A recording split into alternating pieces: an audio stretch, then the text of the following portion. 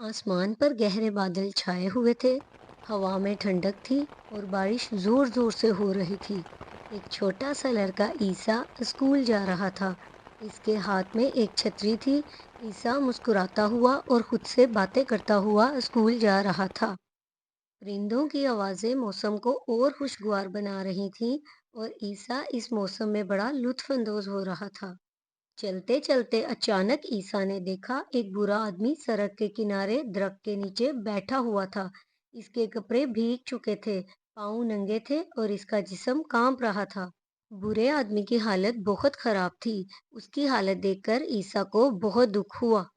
उसे स्कूल के लिए देर हो रही थी और आज असेंबली में उसकी प्रेजेंटेशन भी थी। ईसा रुक गया। इसने एक लम्हा सोचा, अगर मैं इसकी मदद करता हूँ तो मेरा यूनिफॉर्म और छतरी भी गंदी हो जाएगी। फिर इसके दिल से आवाज आई, अगर मैं इसकी मदद कर दूं तो। साथ ही साथ ईसा को अपने अब्बू का दिया हुआ सबक भी याद आया कि हमें किसी की मदद करने में पीछे नहीं हटना चाहिए।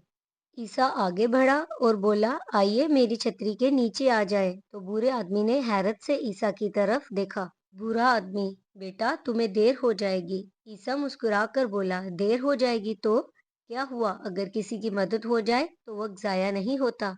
बुरे आदमी के चेहरे पर एक हल्की सी खुशी थी और वो दोनों एक ही छतरी के नीचे चलते जा रहे थे। जब बुरे आदमी का घर आ गया तो ईसा ने कहा, अब आप घर पहुंच गए हैं, ख्याल रखिएगा। बुरा आदमी बोला, बेटा तुमने आज सिर्फ मेरी मदद नहीं की, मुझे बारिश से नहीं बचाया बल्कि मुझसे ढेर सारी दुआएं भी ली हैं। ईसा ने बुरे आदमी को खुदा हाफिज कहा, फिर स्कूल की तरफ दौड़ गया। वो थोड़ा सा भीग चुका था, मगर उसके चेहरे पर अजीब सी चमक थी। आज वो स्कूल देर से पहुंचा और उसने अपनी प्रेजेंटेशन भी मिस कर दी। जब ईसा क्लास में पहुंचा तो टीचर ने पूछा, बेटा तुम देर से आए हो और इतने खुश भी हो। फिर ईसा ने बताया कि कैसे उसने आज बुरे आदमी की मदद की। सब बच्चों ने ईसा के लिए तालियां बजाईं। तो प्यारे बच्चों, इस कहानी से हमें क्या सबक मिलता है कि we should always help others. हमें हमेशा दूसरों की मदद करनी चाहिए। दूसरों की मदद करने से ना हमें सिर्फ खुशी मिलती है, बल्कि अल्लाह ताला भी बहुत खुश होते हैं।